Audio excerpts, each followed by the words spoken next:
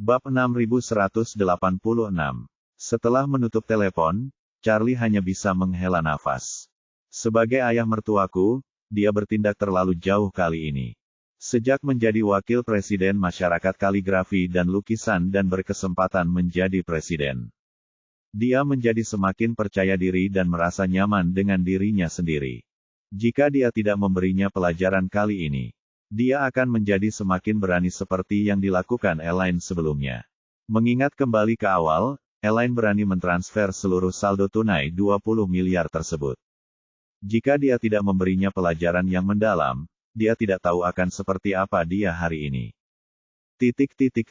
Saat Ervin bergegas ke jalan antik, manajer Chen, yang berlari ke toilet beberapa kali karena gugup, duduk dengan gelisah di depan manajer sumber daya manusia grup tersebut. Manajer SDM mengeluarkan sebuah dokumen, menyerahkannya kepadanya, dan langsung ke pokok permasalahan. Manajer Chen, ini adalah pemberitahuan untuk mengakhiri hubungan kerja antara grup dan Anda. Karena Anda secara pribadi telah menyebabkan kerugian besar terhadap reputasi dan keuntungan grup. Kelompok telah memutuskan, dengan menggunakan ketentuan kontrak kerja mengenai kelalaian berat sebagai dasar hukum. Ini akan mengakhiri semua hubungan kerja dengan Anda tanpa syarat. Setelah itu, manajer menambahkan, Anda dapat menyerahkan pekerjaan hari ini, mengemas barang-barang pribadi Anda, dan pergi. Gaji Anda bulan ini akan dihitung untuk Anda hari ini. Jika kelompok membayar gaji Anda pada tanggal 10 bulan depan, gaji Anda akan dicetak di kartu gaji Anda tepat waktu. Manajer Chen merasa seperti disambar petir dan berseru. Manajer, saya akan langsung dipecat. Saya tidak mematuhi undang-undang ketenagakerjaan. Saya tidak menyebabkan kerugian apapun pada grup. Saya hanya salah menilai koleksi orang lain. Anda tidak dapat menghasilkan lebih banyak uang untuk grup karena kemampuan profesional saya tidak cukup tinggi. Apakah menurut Anda saya telah menyebabkan kerugian pada grup? Ada banyak barang bagus di seluruh industri barang antik yang dibeli dengan harga murah setiap tahun. Apakah ini salahku hanya karena aku tidak membeli barang-barang itu?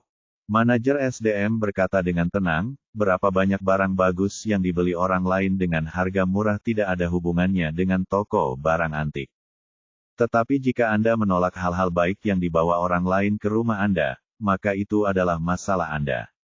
Kita semua telah melihat videonya. Bukankah ini menyebabkan kerugian besar bagi kelompok?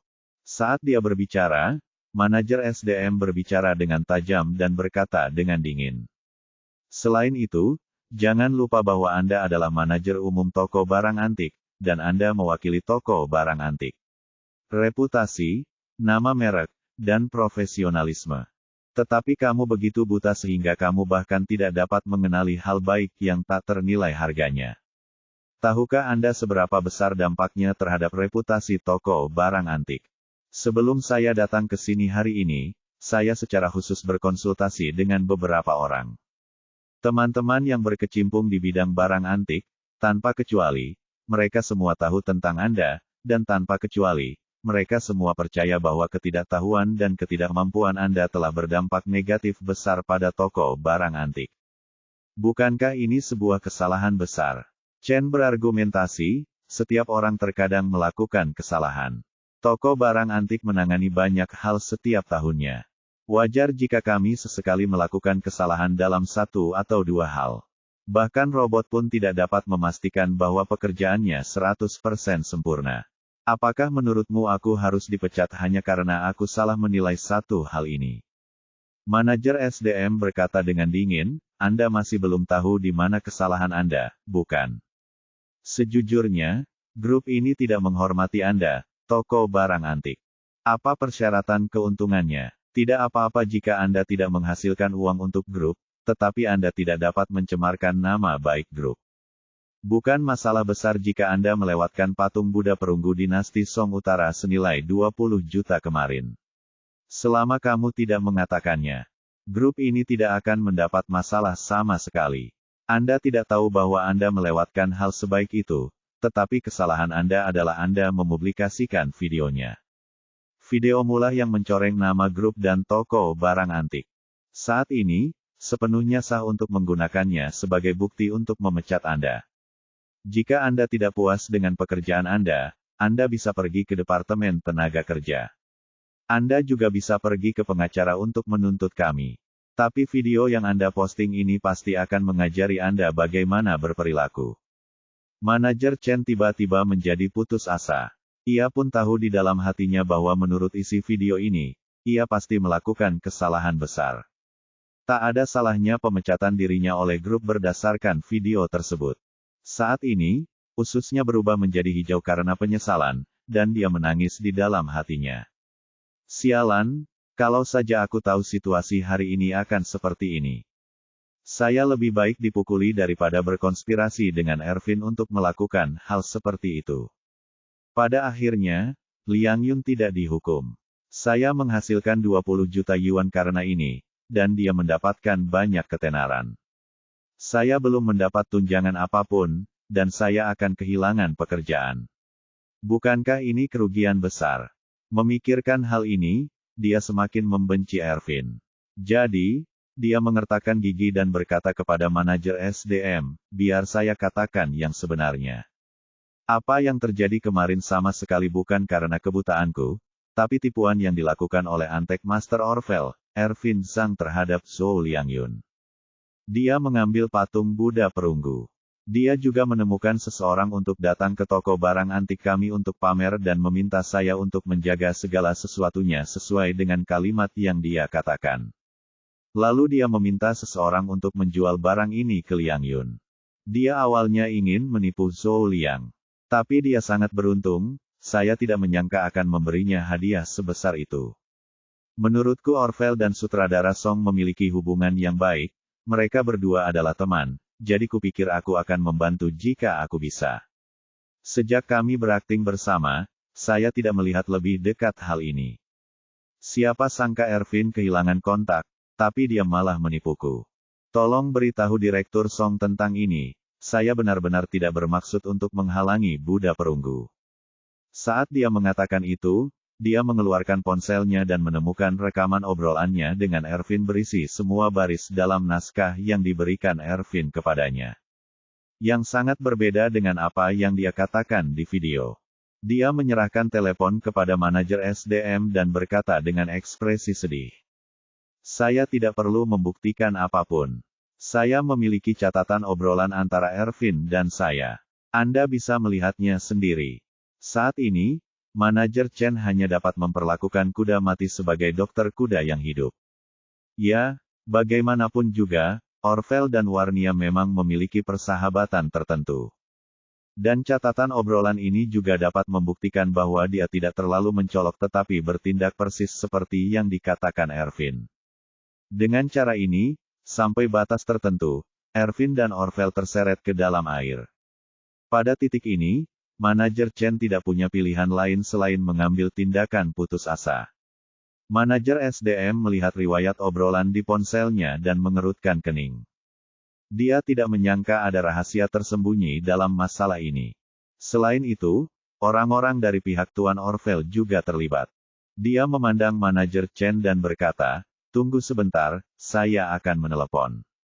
Manajer Chen melihat bahwa dia menganggapnya serius, dan harapannya muncul kembali di hatinya. Manajer SDM berjalan ke pintu toko-toko barang antik, mengeluarkan ponselnya, dan menelepon Warnia. Di telepon, dia melaporkan situasinya kepadanya dan kemudian bertanya. Ketua, menurut Anda bagaimana saya harus menangani masalah ini? Warnia baru saja menelepon Charlie pagi ini dan dengan ragu bertanya padanya. Sikap Chen terhadap Liang Yun hampir berakhir dengan menilai hati seorang pria dengan hati seorang penjahat. Jadi ketika dia mendengar bahwa Ervin dan manajer Chen bekerja sama untuk mengelabui Liang Yun. Dia tahu itu pasti tidak ada hubungannya dengan Charlie.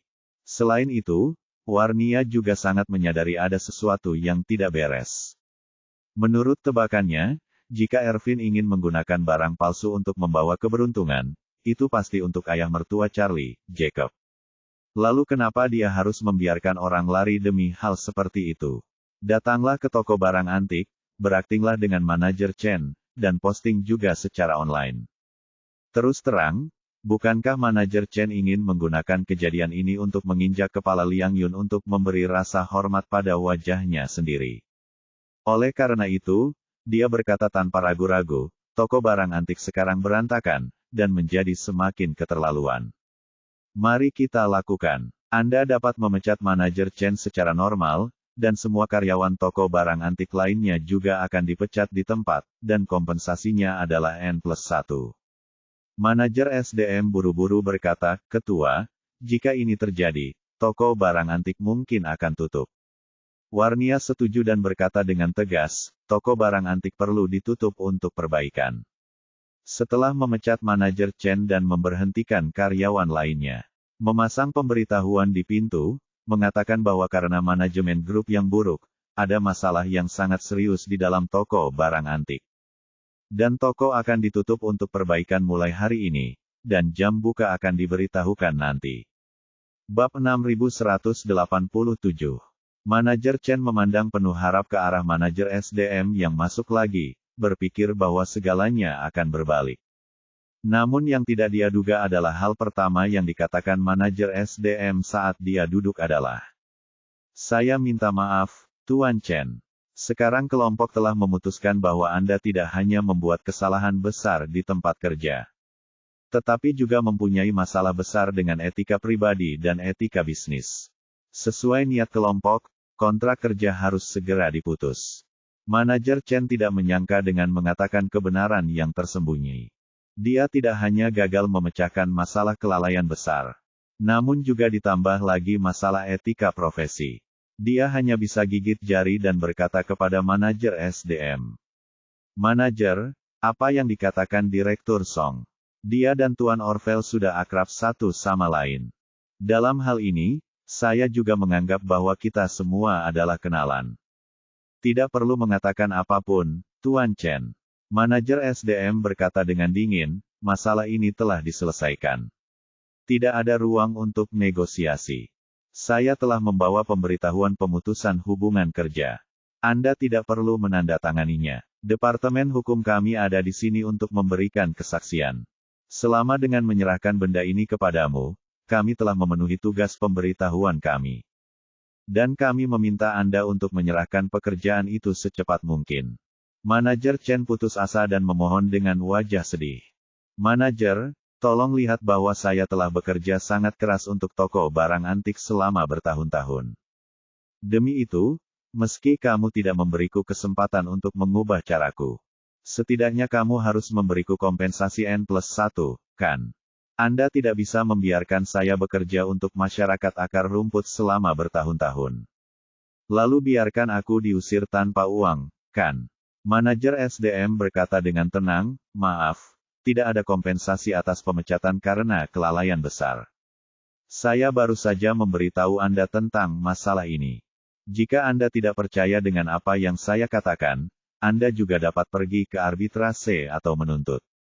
Prosesnya juga sangat sederhana. Anda dapat menemukan firma hukum untuk membantu proses penuntutan. Departemen hukum grup kami akan secara aktif menanggapi gugatan tersebut." Manajer Chen tahu betul bahwa jika dia melawan 10,000 tuntutan hukum dalam situasi ini, dia pasti tidak akan memenangkan satu gugatan pun.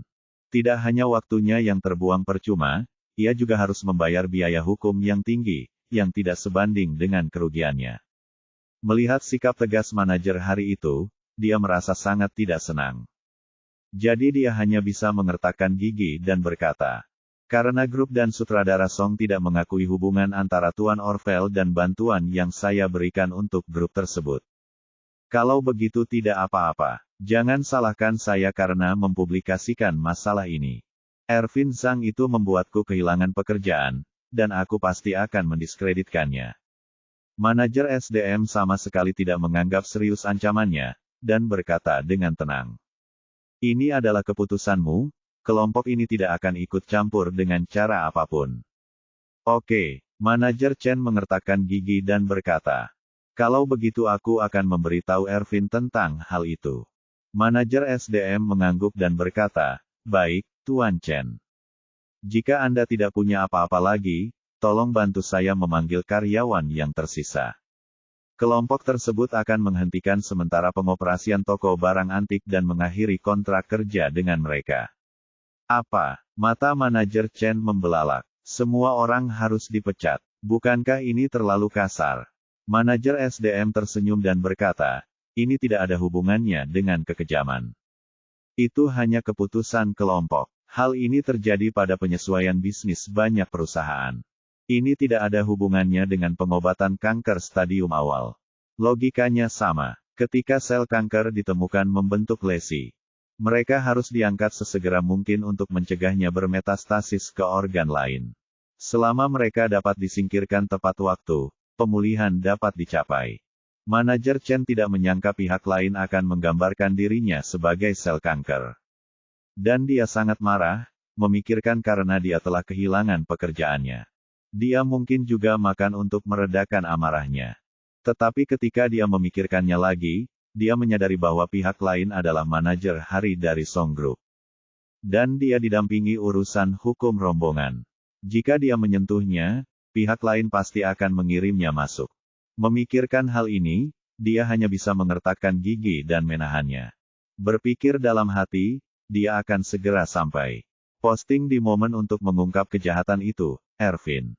Yang tidak dia ketahui adalah pada saat itu, Ervin datang ke pintu toko Peter. Saat ini, toko sedang ramai dengan orang. Dan ada banyak sekali orang yang datang untuk memberi penghormatan ke dermaga dan meminta penilaian.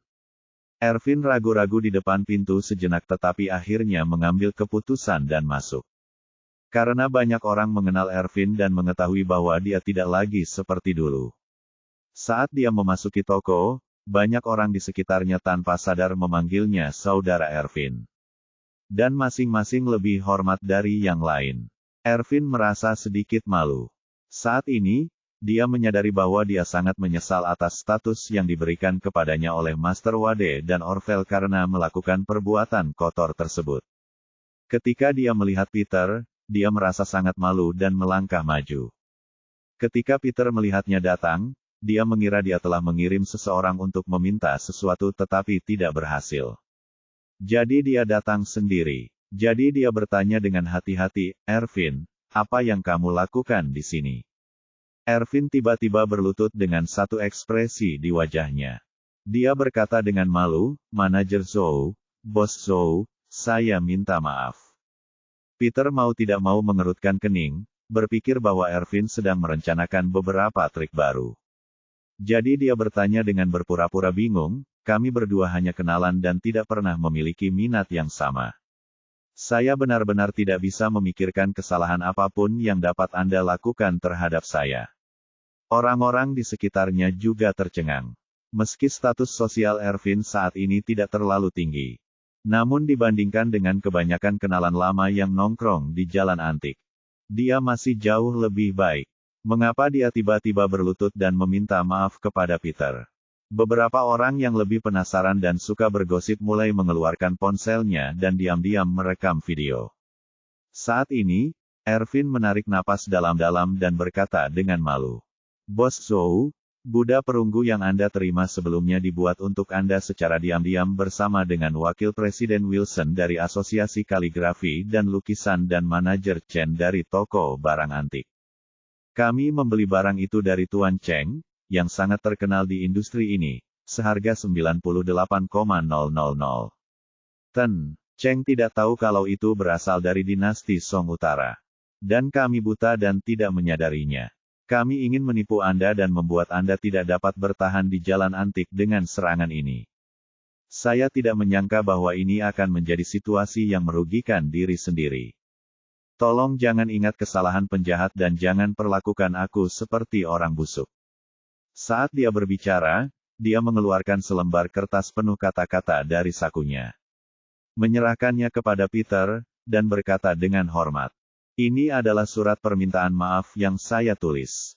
Mohon diterima. Pada saat yang sama, saya akan mengirimkan surat ini ke lingkaran teman-teman saya. Saya meminta maaf kepada Anda secara terbuka. Orang-orang yang menonton tercengang. Tidak ada yang mengira bahwa di balik Peter mengungkap kebocoran besar, ada rahasia luar biasa di balik layar. Peter juga bingung dengan upaya Ervin untuk mengaku bersalah. Bab 6188. Awalnya dia curiga Ervin sedang bermain-main. Namun ketika dipikir-pikir, dia malah langsung memberitahu ayah mertua Charlie di depan umum. Itu agak menggugah pikiran. Peter tidak meragukan kemampuan Charlie. Orville telah lama menjadi orang kepercayaan Charlie yang setia. Sekarang Ervin adalah Master Orville. Masuk akal jika Ervin hanya akan berusaha sebaik mungkin untuk menyenangkan Charlie. Dan tidak akan pernah melakukan apapun untuk mengekspos Yakub di depan umum dan mencoreng reputasinya. Dan pasti hanya ada satu alasan mengapa dia berani melakukan ini sekarang. Ini pasti perintah Charlie. Memikirkan hal ini, Peter langsung mengerti bahwa sepertinya Charlie sudah mengetahui keseluruhan cerita. Dan bertekad untuk memberi pelajaran pada Ervin, manajer Chen, dan ayah mertuanya Jacob. Jadi, dia tersenyum dan berkata kepada Ervin, kalau hanya karena masalah ini, tidak perlu datang dan meminta maaf padaku. Sejujurnya, saya ingin mengucapkan terima kasih. Lagi pula, berbisnis di jalan antik tidak mudah dilakukan sekarang. Memiliki awal yang baik memang merupakan peristiwa yang jarang ditemukan. Wajah Ervin terasa panas, namun melihat Peter tidak mau melanjutkan masalah tersebut, dia merasa lega dan berkata dengan nada saleh. Bos Zhou, jangan khawatir, saya tidak akan pernah mengganggu bisnis Anda lagi. Apalagi menipumu. Jika kamu membutuhkanku di masa depan, aku tidak akan pernah menolak sama sekali. Saat dia mengatakan itu, dia buru-buru berkata, selain itu, yakinlah, Bos Zhou, saya menipu Anda sebesar 300.000, saya pasti akan membayar Anda kembali setiap sennya. Tolong jangan meminta kami bertanggung jawab atas tanggung jawab lain jika Anda memiliki banyak tanggung jawab. Peter mengulurkan tangannya untuk membantunya berdiri dan berkata, bagaimanapun, kita semua adalah teman. Anda dipersilakan untuk sering datang dan duduk di toko jika tidak ada urusan di kemudian hari. Ervin tidak punya keberanian untuk muncul. Jadi dia hanya bisa gigit jari dan berkata, saya yakin, Bos Zhou, Anda masih memiliki banyak tamu di sini, jadi saya tidak akan mengganggu Anda. Setelah mengatakan itu, dia segera mengucapkan selamat tinggal dan pergi. Dia pergi, dan terjadi ledakan di toko. Tidak ada yang menyangka Ervin yang begitu cerdik akan melakukan hal bodoh seperti itu. Beberapa orang baik telah memposting video tersebut ke lingkaran pertemanan mereka. Setelah keluar dari toko, ia langsung memposting foto dan teks surat permintaan maafnya kepada teman-temannya. Dan bahkan menyematkan lingkaran pertemanan ini ke puncak lingkaran pertemanannya. Surat permintaan maaf tersebut menjelaskan keseluruhan kejadian dengan sangat rinci. Manajer Chen pertama kali meminta bantuannya, memberitahunya tentang berita kembalinya Liang Yun. Dan bagaimana dia berinisiatif menghubungi Jacob untuk membantunya membalas dendam. Dan kemudian dengan merasa benar sendiri merancang seluruh penipuan. Dia tahu bahwa ini adalah kesempatan yang diberikan Charlie untuk menyelamatkan dirinya sendiri. Jadi dia tidak berani menyembunyikan apapun. Begitu lingkaran pertemanan ini muncul, seluruh jalan antik menjadi marah. Orang-orang di hampir setiap toko mendiskusikan lingkaran pertemanan ini. Siapa sangka pilihan beruntung Peter adalah orang lain yang bekerja keras untuknya. Manajer Chen, yang diusir oleh toko barang antik, saat ini sedang mengedit lingkaran pertemanan di depan toko barang antik. Bersiap untuk menuangkan semua air kotor pada Ervin di lingkaran teman-temannya untuk menghilangkan kebenciannya. Namun ketika dia selesai menulis esai pendek dan hendak mengklik untuk menerbitkannya, seorang kenalan melihatnya dan berkata, ya ampun, Manajer Chen, Anda belum melihat momen WeChat Ervin. Apakah semua yang dia katakan itu benar? Apakah kalian bertiga benar-benar bekerja sama untuk memberikan hadiah 20 juta itu kepada Zhou Liang? Manajer Chen tercengang dan bertanya tanpa sadar. Lingkaran pertemanan yang mana? Apa artinya? Pria itu berkata, lingkaran pertemanan Ervin. Kamu harus segera melihatnya. Manajer Chen segera keluar dari editor, menyegarkan lingkaran pertemanannya. Dan langsung melihat surat permintaan maaf Ervin. Ketika dia mengklik untuk melihat detailnya, dia sangat marah hingga hampir muntah 3 liter darah. Dan berseru, Sungguh teknologi tinggi yang bodoh. Hancurkan truk itu. Ervin, kamu Bali Matart. Biarpun kita mati bersama, kamu selangkah lebih maju dariku. Binatang buas. Petik 2.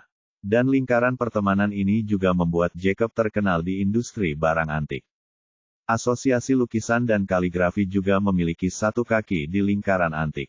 Dan Jacob terkena skandal seperti itu, yang mengejutkan baik kalangan kaligrafi dan lukisan maupun kalangan antik. Dalam beberapa menit, berita itu sampai ke Presiden Pei, menyebabkan dia melompat-lompat di kantor dengan cemas. Presiden Pei juga ingin menjilat Jacob, jadi dia berencana menyerahkan posisi presiden umum kepadanya setelah dia dipromosikan. Dia awalnya mengira semuanya adalah hal yang pasti.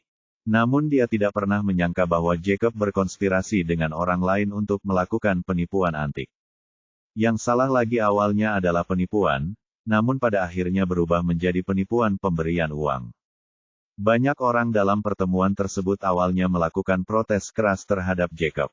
Wakil Presiden Eksekutif tidak melakukan apapun selain berpura-pura menjadi orang palsu. Terutama para wakil presiden yang ditindas oleh Jacob diliputi amarah. Masing-masing dari mereka mendambakan posisi wakil presiden eksekutif. Dan mereka semua mengeluh tentang Jacob, seorang wakil presiden eksekutif yang sangat miskin. Tidak ada kesempatan yang cocok untuk menggulingkannya sebelumnya. Namun kini kesempatan sekali seumur hidup akhirnya tiba. Maka beberapa wakil presiden bersama para anggotanya bergegas ke kantor Presiden Pei dan menuntut agar Presiden Pei mengeluarkan Jacob dari Asosiasi Lukisan dan Kaligrafi. Seseorang berkata, Presiden Pei, Jacob melakukan kejahatan. Jika masalah ini dilanjutkan, dia akan masuk penjara. Wakil Presiden Eksekutif Asosiasi Kaligrafi dan Lukisan akan dipenjara karena penipuan. Di manakah wajah Asosiasi Kaligrafi dan Lukisan kita? Orang lain menggema, benar, Presiden Pei. Kambing hitam ini tidak bisa lagi tinggal di Asosiasi Kaligrafi dan Lukisan kita. Dia harus segera diusir. Orang lain berkata, saya sudah mengatakan bahwa orang ini tidak mengerti apa-apa. Kualifikasi apa yang dia miliki untuk menjadi wakil presiden eksekutif? Sekarang sepertinya dia tidak hanya tidak mengerti apa-apa, tapi dia juga memiliki masalah moral yang serius. Kita harus menyingkirkannya secepat mungkin. Dan kemudian buatlah pernyataan kepada dunia luar bahwa semua ini adalah perilaku pribadinya dan tidak ada hubungannya dengan pergaulan kita.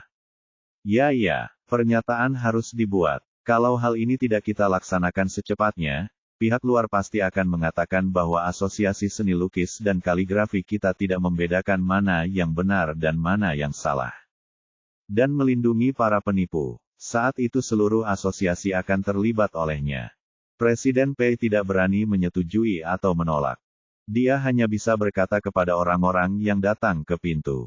Semuanya, harap bersabar. Hal ini hanyalah kata-kata Ervin. Kami tidak memiliki cukup bukti. Kami tidak bisa berhubungan langsung dengan Wakil Ketua Wilson.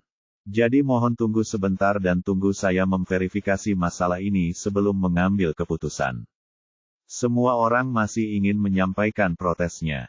Presiden Pei mengambil kunci mobil dan berkata, lakukan saja apa yang saya katakan tentang masalah ini. Jangan khawatir, biarkan pelurunya terbang sebentar. Sedangkan saya membuat janji dengan beberapa pemimpin hari ini untuk membicarakan pekerjaan tindak lanjutnya. Jadi saya akan mengambil langkah pertama. Tapi jangan khawatir, begitu kebenaran tentang masalah ini terungkap. Saya pasti akan memberikan penjelasan yang memuaskan. Setelah mengatakan itu, dia buru-buru meninggalkan asosiasi dan masuk ke mobilnya. Hal pertama yang dia lakukan adalah menelepon Jacob, tetapi pesan di teleponnya adalah pihak lain tidak dapat dihubungi untuk saat ini. Presiden Pei merasa cemas dan marah, dan segera mengirimkan pesan suara kepada Jacob di WeChat.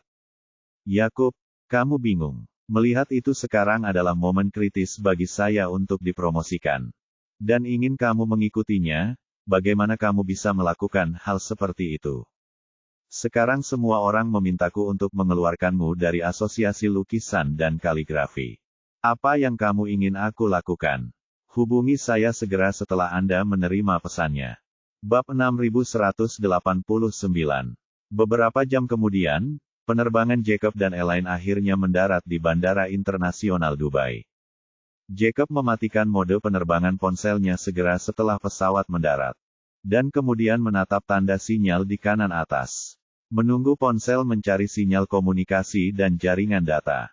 Dia secara khusus mengaktifkan telepon internasional dan roaming data sebelum keluar. Jadi setelah menunggu beberapa detik lagi, ponselnya berhasil terhubung ke internet. Ketika ia berhasil terhubung ke internet, beberapa notifikasi WeChat muncul di ponselnya. Namun, Yakub, yang selalu merasa cemas, bahkan tidak repot-repot memeriksa WeChat. Dia langsung membuka riwayat panggilan dan menelepon Ervin. Saat ini, Ervin sedang berada di kantornya, bersiap pergi ke tempat Master Orvel untuk pemeriksaan normal. Meski surat permintaan maaf itu ditempelkan di bagian atas lingkaran pertemanannya, yang merusak reputasinya di jalan antik dan menyebabkan dia mendapat banyak tatapan aneh dari orang-orang di sekitarnya. Dia tidak bisa mempedulikannya sama sekali karena dia masih bisa membedakannya di dalam hatinya. Dia tahu di dalam hatinya bahwa hal terpenting baginya saat ini adalah bekerja keras dan bekerja dengan sepenuh hati. Dan tidak terpengaruh oleh efek samping apapun. Hanya dengan cara ini dia dapat membalas Guru Wade karena berpikiran terbuka. Melihat panggilan Jacob saat ini, dia ragu-ragu sejenak. Lalu tekan tombol jawab, dan berkata dengan tenang. Presiden Wilson, apakah Anda sudah mendarat di Dubai? Yakub bertanya dengan tidak sabar. Apa yang terjadi pada Buddha perunggu? Apakah kamu mendapatkannya kembali? Ervin berkata, saya minta maaf, Presiden Wilson. Saya tidak bisa menangani ini. Tolong minta orang lain untuk melakukannya. Jacob langsung meledak mendengarnya. Ervin, yang selalu patuh dan menyanjungnya. Ini adalah pertama kalinya dia menolaknya dengan tegas, yang membuatnya merasa sangat tidak bahagia. Dia langsung berteriak dengan marah. Ervin, sikap apa ini? Apa yang kamu ingin aku lakukan? Anda meminta saya untuk menjual barang itu. Jika bukan Anda yang mendapatkannya kembali, siapa lagi? Sudah kubilang, kamu harus menangani masalah ini untukku. Kalau tidak, aku tidak akan selesai denganmu. Ervin berkata dengan nada yang sangat tenang. Presiden Wilson, Anda dapat melakukan apapun yang Anda inginkan dengan masalah ini, tapi jangan datang kepada saya lagi. Kamu, Yakub tiba-tiba menjadi marah, mengertakkan gigi, dan mengutuk. Kamu sangat baik, Ervin. Apakah kamu mencoba mengambil kembali semuanya di belakangku? Aku memperingatkanmu, sebaiknya kamu tidak menyalahkanku atas angan-anganmu. Jika kamu tidak menyelesaikan masalah ini untukku, aku akan mencari menantuku.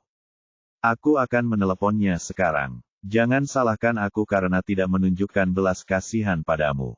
Ervin menghela nafas tak berdaya, dan berkata dengan nada lembut. Itu, Presiden Wilson, lakukan saja ini. Sedangkan bagimu, jangan terburu-buru marah. Dan jangan terburu-buru menelepon Master Wade. Jika kamu sedang terburu-buru, lihatlah lingkaran teman-temanku. Setelah membacanya, Anda dapat memutuskan sendiri apakah Anda ingin menelepon Master Wade. Jacob mengerutkan kening dan bertanya, apa yang ada di lingkaran pertemanan? Ervin berkata, kamu akan tahu setelah melihatnya. Oke, jangan menutup telepon. Aku akan menontonnya sekarang. Saya ingin melihat apa yang Anda lakukan di lingkaran pertemanan Anda. Saat dia mengatakan itu, dia segera mengubah ponselnya ke mode speaker. Dan kemudian mengalihkan antar muka ke WeChat. Lusinan pesan ada di WeChat. Dia terkejut. Dia tidak tahu bagaimana dia bisa sampai ke Dubai dan begitu banyak orang yang mencarinya. Tapi dia tidak peduli tentang itu sekarang. Dia segera membuka lingkaran pertemanan dan menggulir ke bawah beberapa saat sebelum dia menemukan surat permintaan maaf Ervin. Dia mengklik gambar itu dan melihatnya dengan tergesa-gesa. Dan seketika terasa ada dengungan di kepala dan seluruh badannya berputar. Dia tidak pernah menyangka Ervin akan mengumumkan semuanya ke publik di kalangan teman-temannya.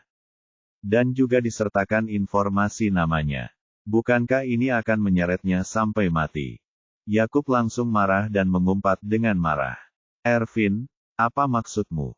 Apakah kamu mencoba membunuhku dengan memposting ini di Moments? Ervin berkata, Presiden Wilson, saya sangat menyadari hal ini. Saya pribadi pergi ke pintu untuk meminta maaf kepada Bos Zhou sebelumnya atas kesalahan saya. Saya tidak akan ikut campur dalam masalah ini dalam bentuk apapun di masa depan.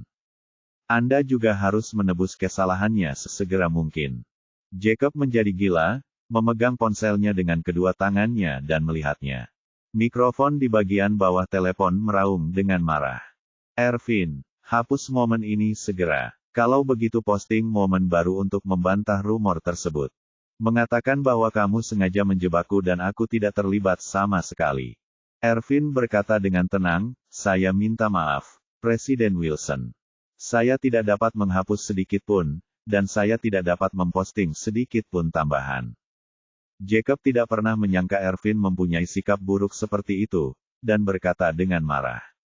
Ervin, jika Anda tidak menghapusnya, saya akan menelepon menantu saya. Biarkan dia berbicara denganmu untuk menghapusnya.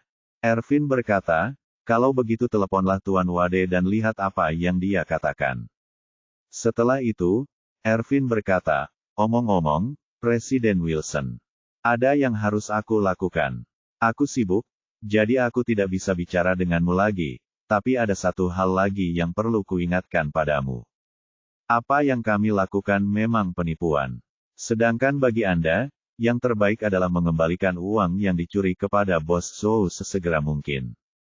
Kalau tidak, itu akan menimbulkan keributan besar dan tidak akan berakhir baik bagimu. Apa-apaan ini? Jacob bertanya dengan marah, jika tidak berakhir dengan baik, kamu dapat mengakhirinya dengan baik.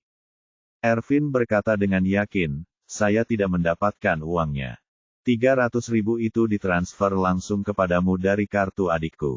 Dan saya tidak mendapat 1 sen pun. Bahkan jika masalahnya menjadi serius. Saya hanya seorang kaki tangan, dan sifat saya tidak terlalu buruk. Dan aku tidak sama denganmu.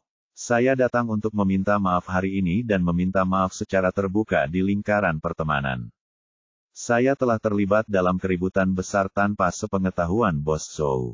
Bos Zhou memberiku surat pemahaman, jadi pada dasarnya aku baik-baik saja. Tetapi itu akan menjadi masalah yang berbeda bagimu kalau begitu. Jumlahmu tidak sepadan. Jika terjadi kesalahan, Anda tidak hanya harus mengembalikan uangnya.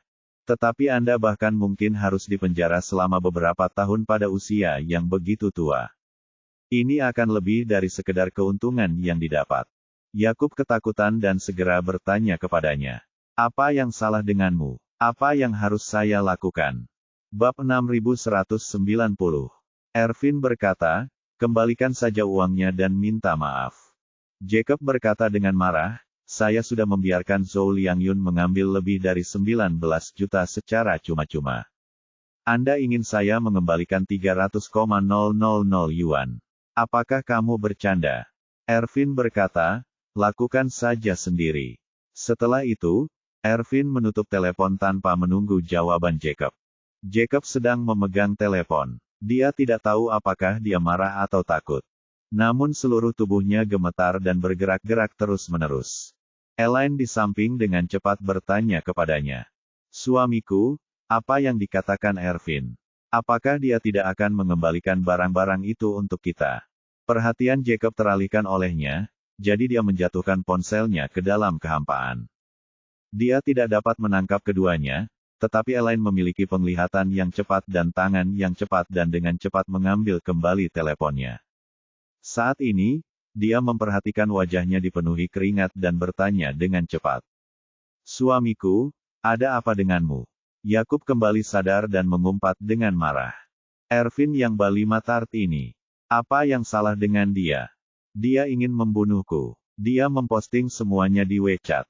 Jadi dia melompat ke dalam api sambil memelukku. Setelah mengatakan itu, dia tiba-tiba sadar kembali dan berkata dengan mata terbuka lebar. Sialan. Momen, pantas saja banyak orang mengirimi saya pesan WeChat. Di mana ponselku? Berikan padaku. Elaine tanpa sadar menyerahkan telepon kepadanya, dengan gugup bertanya, suamiku, apa yang terjadi? Jacob berkata, aku tidak punya waktu untuk memberitahumu hal ini sekarang, tolong tunggu aku sebentar. Saat dia mengatakan itu, saat pesawat masih meluncur menuju tempat parkir. Dia dengan cepat melihat-lihat ada pesan yang belum dibaca di WeChat. Ketika dia melihat pesan dari Presiden Pei, jantungnya berdebar kencang. Tidak masalah apakah Anda menghasilkan 200,000 yuan atau tidak. Kuncinya, posisi wakil presiden eksekutif tidak bisa hilang. Asosiasi Kaligrafi dan Lukisan memiliki 4 wakil presiden dan hanya 1 wakil presiden eksekutif. Ini adalah orang kedua yang tepat. Selama Presiden Pei dipromosikan, wakil presiden eksekutif pasti akan mengambil alih. Jacob telah menantikan hari ketika dia menjadi presiden asosiasi akhir-akhir ini. Sehingga dia benar-benar bisa merasa bangga. Jika Ervin membeberkan hal ini, jika posisinya di asosiasi kaligrafi dan seni lukis terpengaruh, bukankah rugi besar? Jadi, dia segera mengklik pesan suara yang dikirimkan Presiden Pei kepadanya. Tidak masalah jika dimainkan, dia sangat gugup hingga giginya mulai bergemeletuk. Selain yang pertama, Presiden Pei juga mengirimkan pesan suara. Setelah mengklik untuk memutar, dia mendengar Presiden Pei berkata, "Oh Jacob, apa yang Anda lakukan dengan Ervin sekarang memengaruhi kita semua. Ini menjadi semakin besar. Beberapa pemimpin yang makan malam dengan saya terakhir kali menelepon saya untuk menanyakan situasi spesifiknya. Mereka tidak mengira kamu akan melakukan hal seperti itu. Anda mengatakan itu terakhir kali kami akhirnya membangun landasan komunikasi yang baik. Jika kamu bersikap seperti ini, semua orang akan menghindarimu di masa depan. Aku bahkan tidak bisa menarikmu pergi." Jacob sangat gugup hingga dia bergumam dengan panik. Sudah berakhir, sudah berakhir, sudah berakhir. Sekarang sudah berakhir. Jika Ervin melakukan ini, aku khawatir aku tidak akan bisa bertahan dalam pergaulan. Saat dia mengatakan itu, dia segera menyeka keringat dinginnya dan mengirim pesan kembali kepada Presiden Pei. "Saya minta maaf, Presiden Pei. Kami baru saja tiba di Dubai dan pesawatnya belum berhenti.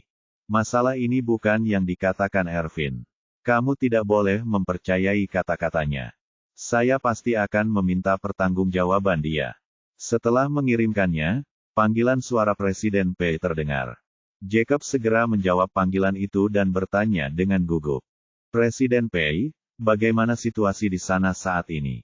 "Bagaimana situasinya?" Presiden Pei menghela nafas dan berkata tanpa daya. "Setelah lingkaran pertemanan Ervin dibebaskan, seluruh asosiasi orang-orang dari seluruh penjuru datang kepada saya untuk melaporkan dan meminta pemecatan Anda. Mereka merasa Anda tidak memenuhi syarat untuk menjabat sebagai wakil presiden eksekutif, atau bahkan untuk tetap menjadi anggota asosiasi.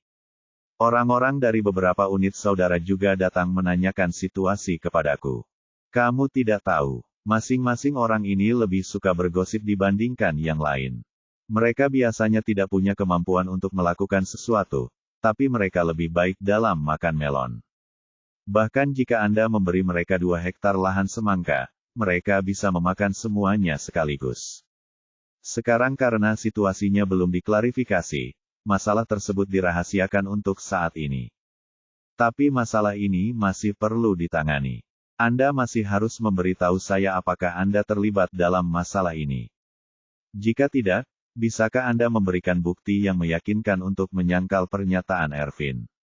Aku, Jacob tidak tahu harus menjawab apa. Tentu saja, dia ingin mengatakan bahwa dia tidak terlibat, tetapi perkataannya tidak berdasar. Dan sikap Ervin terhadapnya sekarang sangat buruk. Jika dia menyangkalnya, tapi dia menggigitnya, dia pasti tidak akan mampu menghadapinya. Bagaimanapun, itulah kebenarannya. Namun jika dia mengakui keikutsertaannya, bukankah hal itu sudah menjadi kepastian di mata pimpinan Pei? Ketika Presiden Pei mengeluarkan dirinya dari Asosiasi Lukisan dan Kaligrafi, bukankah kariernya akan hancur? Memikirkan hal ini, dia punya ide langka. Alih-alih menjawab pertanyaan yang diajukan oleh Presiden Pei, dia malah bertanya. Presiden Pei, menurut Anda, bagaimana saya bisa membuktikan bahwa saya tidak berpartisipasi? Presiden Pei tidak terlalu memikirkannya dan berkata terus terang. Jacob, Kalau kamu memang tidak terlibat dalam masalah ini, maka kita harus menggunakan obat kuat, obat berat. Saya akan langsung menelepon polisi. Katakan saja pada polisi bahwa Ervin ini secara pribadi telah menyerang Anda. Ini telah merusak reputasi Anda dan mengharuskan polisi untuk menyelidiki masalah ini secara menyeluruh. Polisi pasti akan merilis hasilnya setelah penyelidikan. Selama hasil polisi menyatakan bahwa Anda tidak terlibat, tidak ada yang boleh menyiram Anda dengan air kotor. Yakub begitu ketakutan hingga hati dan hatinya bergetar. Panggil polisi. Bukankah dia hanya meminta kematiannya sendiri? Seperti kata Ervin, begitu polisi terlibat, dialah yang mengambil uang itu. Dan dia pasti akan memikul tanggung jawab terbesar. Terlebih lagi, Ervin telah memperoleh pemahaman Zhou Liangyun. Jika polisi tidak mengejarnya, bukankah itu semua tentang dia? Memikirkan hal ini, Jacob ragu-ragu dan berkata, Presiden Pei, Anda juga tahu bahwa Ervin adalah anggota kelompok Tuan Wu. Anda juga tahu bahwa Tuan Wu memiliki hubungan yang baik dengan saya. Jika aku tidak menyelamatkan muka untuk adik laki-lakinya, itu agak tidak masuk akal. Presiden Pei berkata sambil berpikir, baiklah, apa yang Anda katakan masuk akal. Saya mendengar bahwa Ervin ini masih menjadi pria di sebelah Tuan Wu, dan membantunya dalam banyak bisnis. Setelah itu, dia tiba-tiba teringat sesuatu, dan suaranya langsung naik 1 oktav, dan dia berkata dengan keras. Yakub, itu tidak benar. Karena Ervin adalah laki-laki Tuan Wu, dia jelas tahu bahwa Anda memiliki hubungan yang baik dengan Tuan Wu. Jadi kenapa tidak mencari tahu apa yang sedang terjadi? Apakah Ervin benar-benar mengatakan yang sebenarnya, atau dia mencoba membuat masalah denganmu karena kamu lebih dekat dengan Tuan Wu? Yakub ingin menamparnya. Dia mencari alasan untuk menghindari panggilan polisi. Namun di luar dugaan, bak fatal terungkap. Jadi dia buru-buru berkata, tentu saja dia tidak bisa cocok dengan saya. Presiden Pei, saya harus memberi perhatian pada Tuan Wu dalam masalah ini. Jadi jangan terlalu cemas. Saya akan menelepon Tuan Wu sekarang dan memberi tahu dia. Mari kita lihat apa yang bisa kita lakukan. Presiden Pei menghela nafas lega ketika dia mendengar bahwa dia menyebut nama Tuan Wu, dan berkata, ya, benar, tolong segera hubungi Tuan Wu dan minta dia menjaga Ervin itu dengan baik. Cara terbaik adalah meminta Tuan Wu untuk menekan Ervin dan memaksanya mengeluarkan pernyataan baru. Dan nyatakan dalam pernyataan baru bahwa semua yang dia katakan tentang Anda adalah jebakan yang salah. Jacob langsung menyulut harapan dan berkata dengan tergesa-gesa. Oke, saya akan menelepon Tuan Wu sekarang juga. Saya yakin demi menantu saya, Tuan Wu pasti akan membantu.